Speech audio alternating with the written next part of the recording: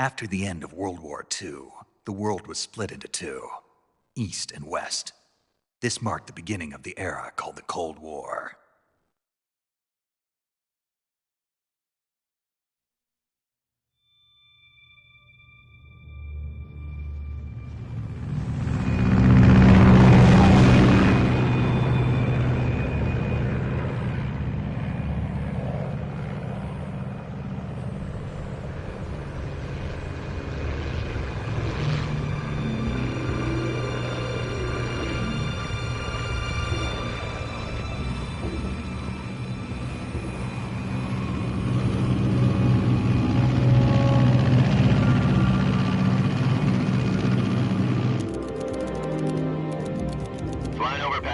Altitude 30,000 feet. Approaching Soviet airspace. 20 minutes to drop off. Commencing internal depressurization. Equipment check. Arm main parachute. All right. You ready to go? Drop zone still showing a high pressure mass. Cav okay. Good. We've got high visibility.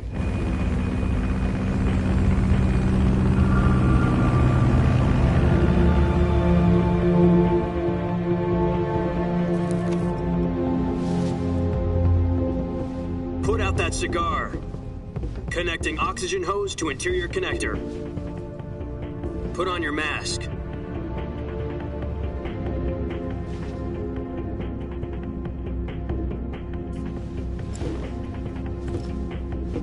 Does this panty waste know what he's doing? Approaching release point. 10 minutes to drop off. Hey, are you deaf? He said put out the cigar and put on your mask.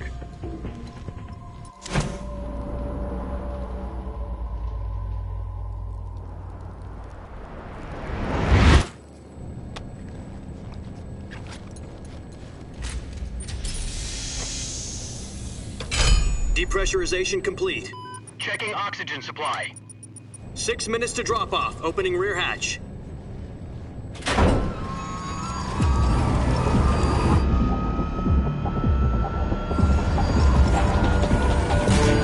Sunrise.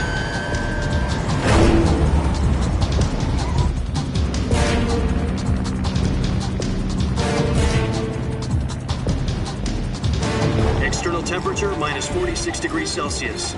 2 minutes to drop off. Jack, I've got some important news. The head of the CIA has finally given us the green light for the virtuous mission. Virtual mission? No, the virtuous mission. The future of our Fox unit depends on it. If it succeeds, we'll be officially organized into a unit. Virtuous mission? Sounds like some kind of initiation ritual. You know, don't get cocky. This isn't a training op. Right. So what exactly is this wonderful mission? Well, about 2 years ago, a certain Soviet scientist requested asylum in the West through one of our moles. His name is Nikolai Stepanovich Sokolov. He's head of the OKB 754 Design Bureau, one of the Soviets' top-secret weapon research facilities, and the East's foremost expert on weapons development. Sokolov? Isn't he that famous rocket scientist? The very same. On April the 12th, 1961, the Soviets achieved the first manned spaceflight in history. The Earth was blue, but there was no God. Well spoken. The rocket that carried Yuri Gagarin to orbit was the A-1, known as the Vostok rocket. Sokolov is said to be the man most responsible for the multi-engine cluster used in that rocket. After Gagarin's flight, Sokolov left rocket development to become the head of the newly established Design Bureau. From a lowly technician to head of a design bureau, that's quite a success story, so why'd he want to defect? It seems he'd become afraid of his own creations. Afraid? Call it a crisis of conscience. And for that, he left his country and his family behind and went over the fence? Not exactly. One of his conditions was that his family was also to be taken safely to the West. For used a mole to get the family out first and succeeded in sneaking Sokolov over the Berlin Wall shortly afterwards. I was the one who conducted the operation. The security on the eastern side was still full of holes back then. Then what? We got Sokolov over in one piece, but the whole ordeal had left him exhausted, and we checked him into a hospital in West Berlin. It took him 2 weeks and more than 600 miles to get from the research facility in the Soviet Union to Berlin. He was in no condition to say anything coherent. And it was only a week later that we had something much bigger on our hands. The Cuban Missile Crisis. October the 16th, 1962, President Kennedy received word that the Soviets were in the process of deploying intermediate-range ballistic missiles in Cuba. The President demanded that the Soviets dismantle and remove the missiles. At the same time, he announced a naval blockade to prevent further missile shipments from reaching Cuba. But the Soviets didn't back down, instead placing their armed forces on secondary alert. Soviet transport ships carrying missiles continued on course towards Cuba. US and Soviet forces went on alert for an all-out nuclear war. Frantic negotiations were conducted through the UN's Emergency Security Council and unofficial channels to end the hair-trigger standoff. Finally, on October the 28th, the Soviet Union agreed to remove its missiles from Cuba, and so the world avoided a nuclear holocaust. But in order to get the Soviets to pull their missiles out, we had to make a deal. You mean the one where the US agreed to remove its IRBMs from Turkey? No. The Jupiter IRBMs deployed in Turkey were obsolete, and we were going to get rid of them anyway. They had no strategic value whatsoever to either the US or the Russians. The Turkey deal was a ruse, a cover story that was fed to the other intelligence agencies around the world. So what did the Russians really want? Sokolov. They wanted us to return Sokolov. You mean the Soviets pulled out of Cuba just to get their hands on Sokolov? That's right. What the hell was he working on? At the time, we had no idea. We were running out of time. It was either give up Sokolov or risk full-scale nuclear war. In the end, we had no choice. President Kennedy gave in to Khrushchev's demand. The next day, I got Sokolov out of the hospital, handing him over to agents on the eastern side. Sokolov kept on screaming, "Save me," until he disappeared from my sight. Then, a month ago, we received some new information from one of our moles. About Sokolov? Yes. He was taken back to the research facility and forced to continue working on the weapon in question under KGB supervision. What's more, it's on the verge of completion. So what kind of weapon is it? Something to do with space rockets? No, missiles. Same technology. I guess you're right. We don't know the details, but it appears to be a new kind of nuclear device.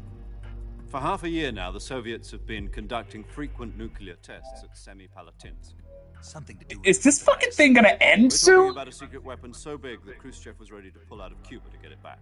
I've been sitting here, I've been walking around the house, like, eating snacks and shit, waiting for this thing to end, and I already skipped the first part, and I feel bad about it, but... Okay. Alright, I think this is the part where it's... Alright, hold on. Virtuous mission. They moved him there just recently. Why? Apparently, they're conducting a field test of the weapon, but it's our best chance to get him back.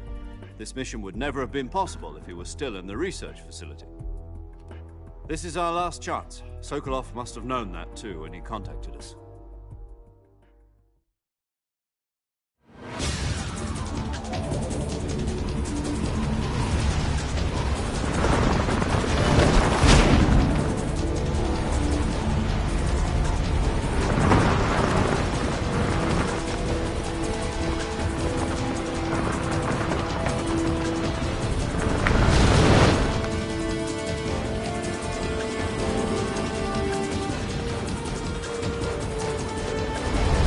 Listen up, Jack. Your mission is to infiltrate Selino-Yarsk in the Soviet mountains, ensure the safety of Sokolov, and bring him back to the West.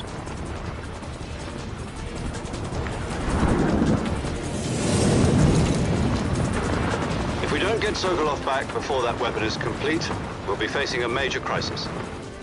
The clock is ticking.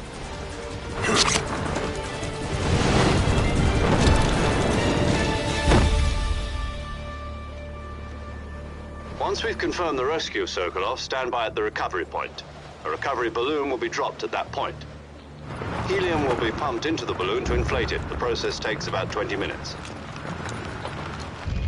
Once it's complete, the gunship's arm will latch onto the balloon and pull it up. The Fulton surface-to-air recovery system. I'm familiar with the theory. Take it easy. It's been combat-proven.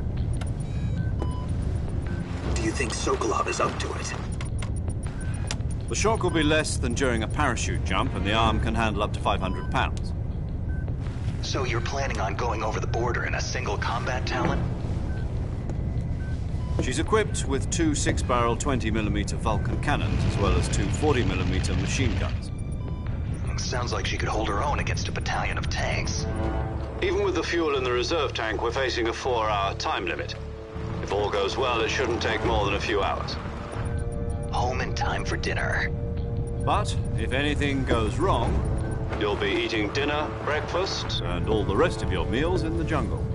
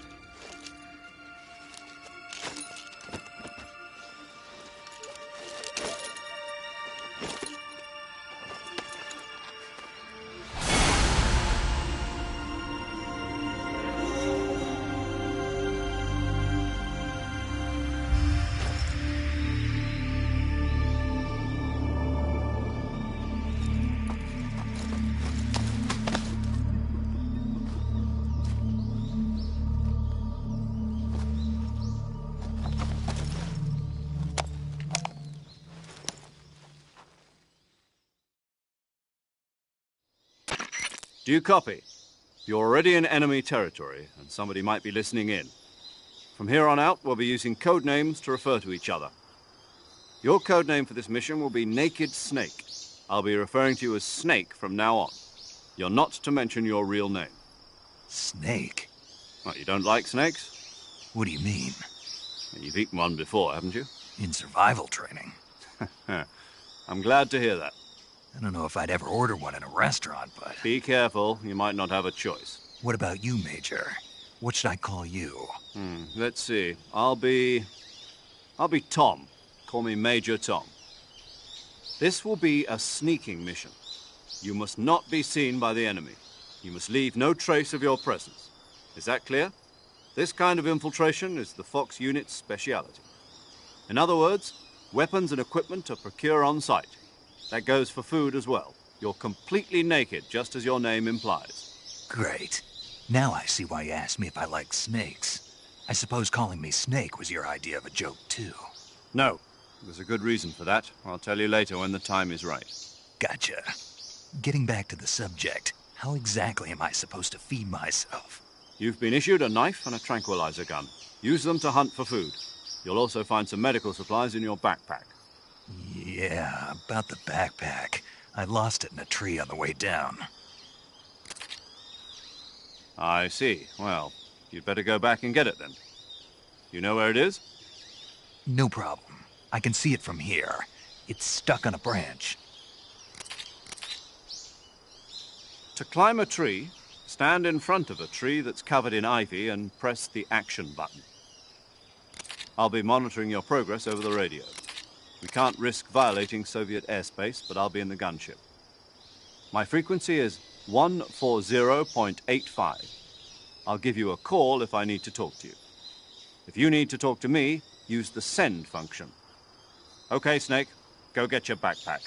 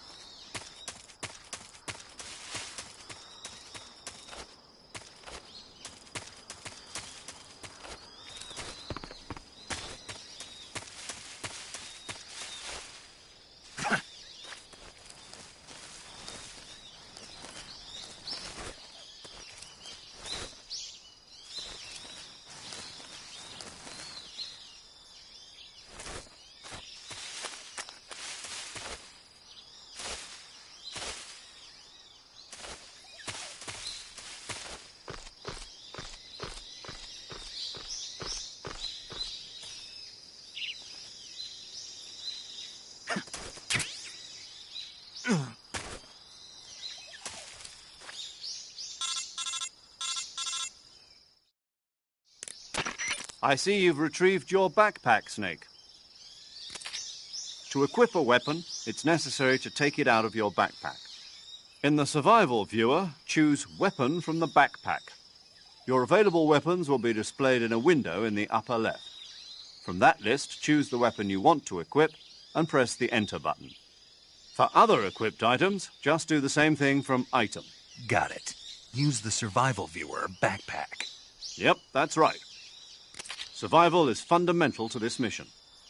After you've been out in the field for a while, your stamina will start to drop. If your stamina gets too low, it'll affect your performance. You won't be able to shoot accurately, for example, and your wounds won't heal as smoothly. Keep an eye on your stamina so you don't run out. To recover lost stamina, you can hunt for local flora and fauna. You can use either your tranquilizer gun or your knife to hunt. My only weapon is a Mark 22 Hush Puppy tranquilizer gun? That's right. It's been fitted with its own suppressor. However, the suppressor will deteriorate every time you fire. Once its durability reaches 0, the noise suppression effect will be gone. So don't get too trigger-happy with it. The suppressor's durability is shown in the icon. Any weapons and equipment beyond what you're carrying now, you'll have to find as you go. I have to find my own weapons and equipment? Whose crazy idea was this anyway? Solo covert actions are standard Fox operating procedure. You can't leave any traces of your presence. No weapons, equipment, footprints, sweat, or bodily waste. The same goes for bullets and cartridges, too.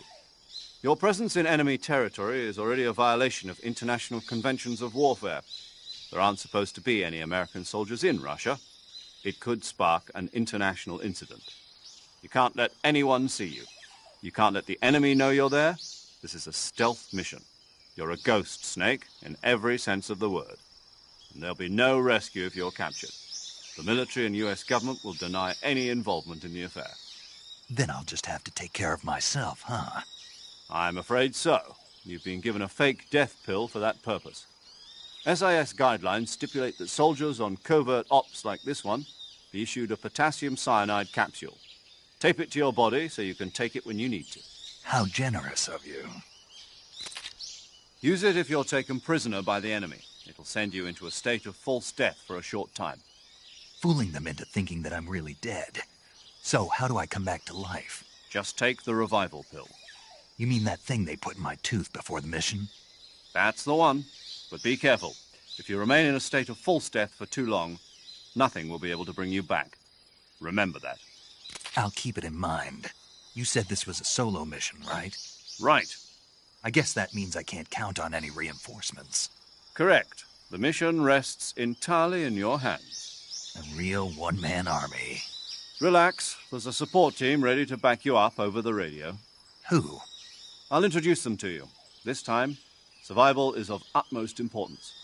The first member of the support team will be in charge of monitoring your physical condition, acting as a medic, so to speak, as well as recording your mission data. She's a member of Fox as well, and she's here on the gunship with me. She? Hello, Snake. I'm paramedic. Nice to meet you. Paramedic. As in a medic who comes in by parachute. Aren't you going to tell me your real name? Are you going to tell me yours, Mr. Snake? My name, huh? It's John Doe. And they call you Jack for short.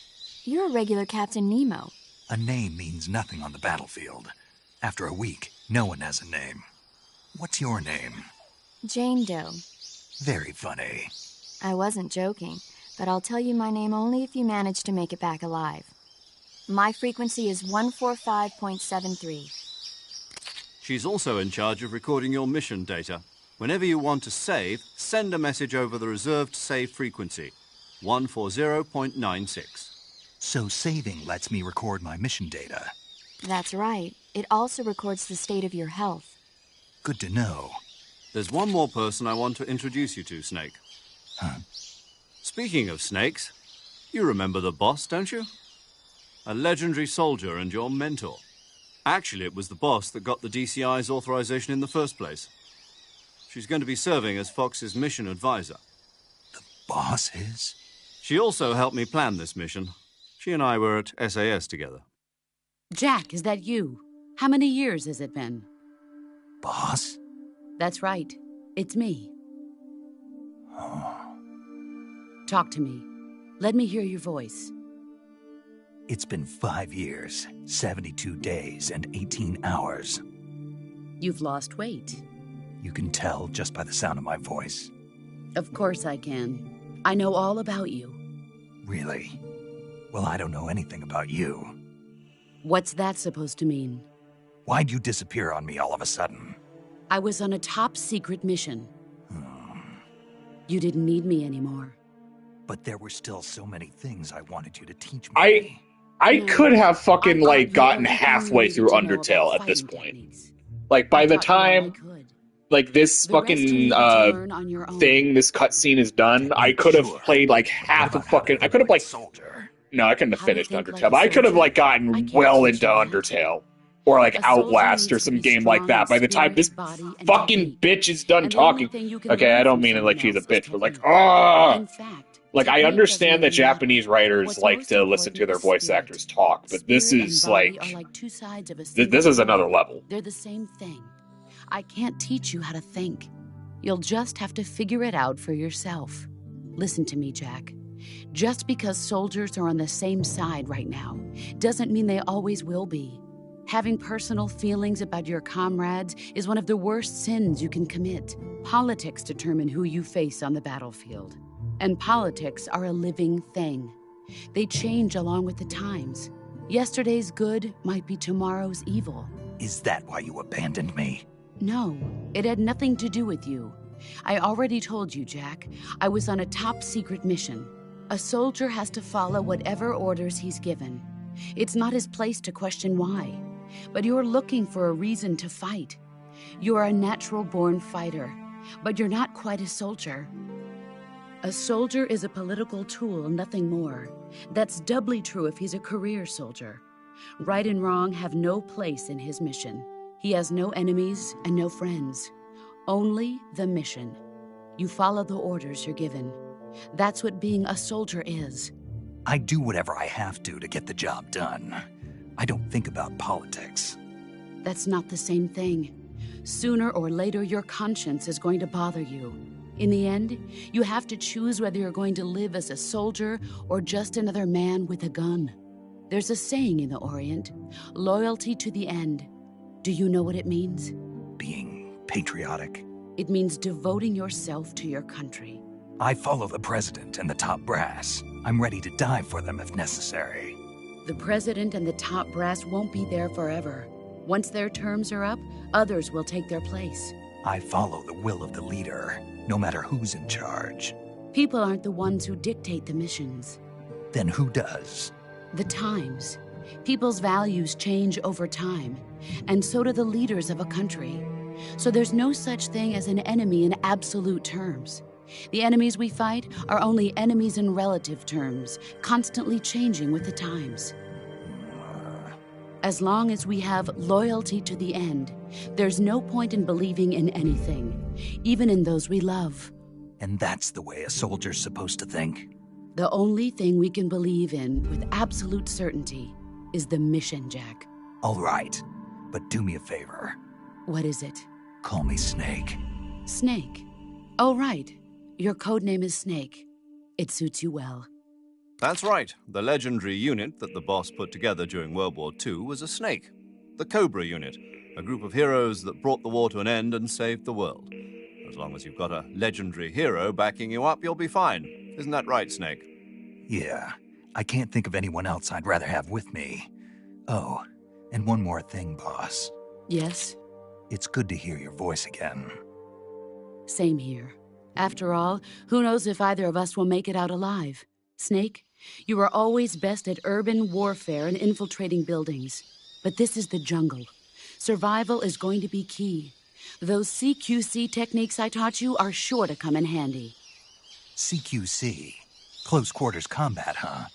I've been in the Green Berets for the past few years. I'm probably pretty rusty. Not to worry.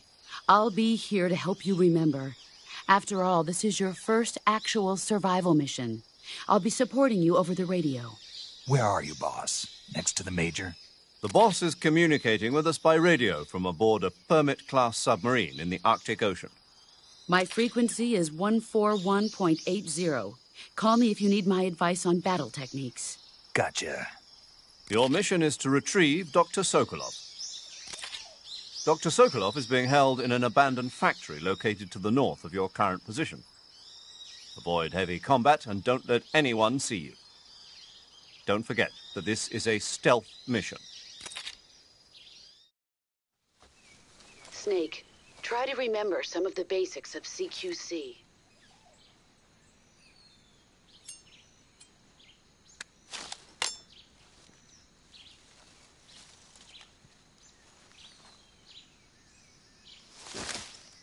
Commencing virtuous mission now.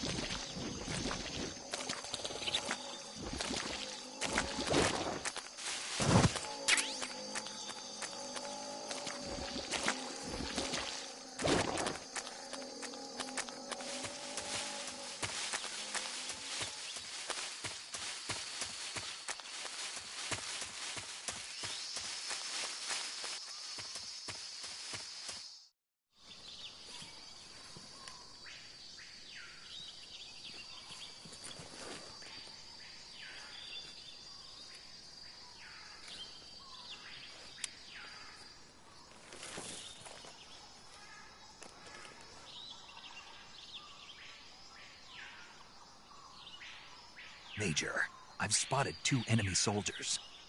They're probably KGB troops sent to guard Sokolov. AK-47s and grenades.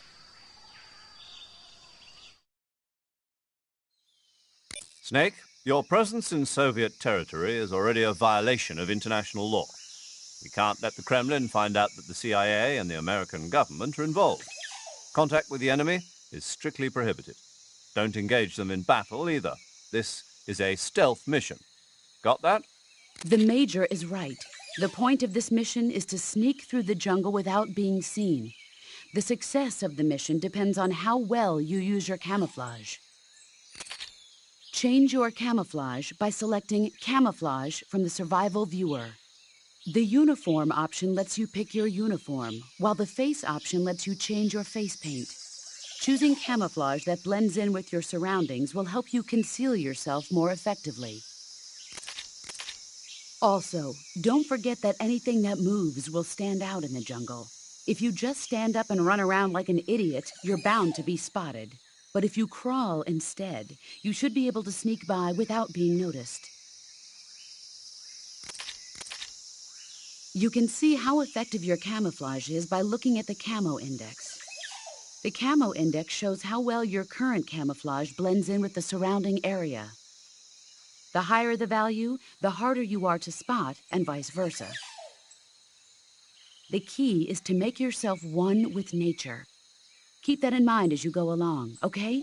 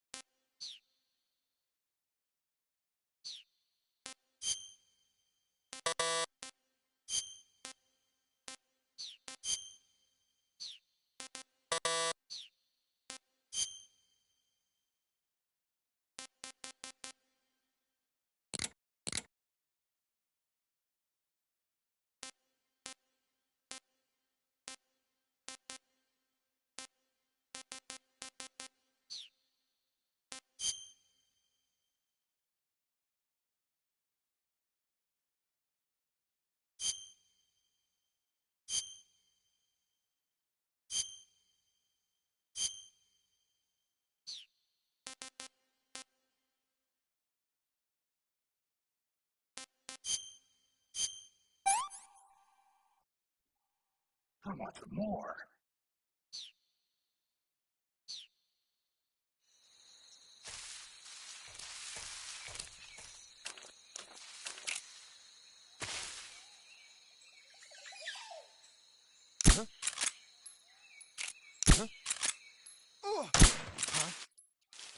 The enemy is close by.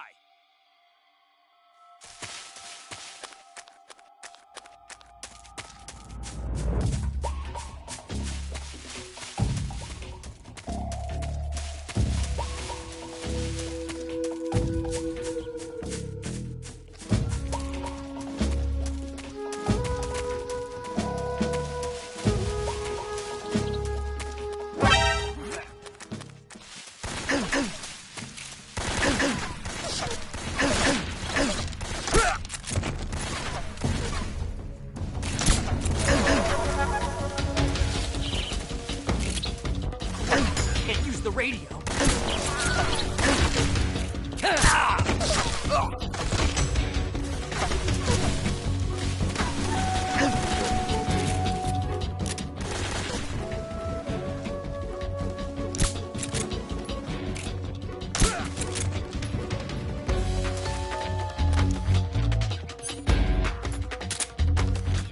Ugh.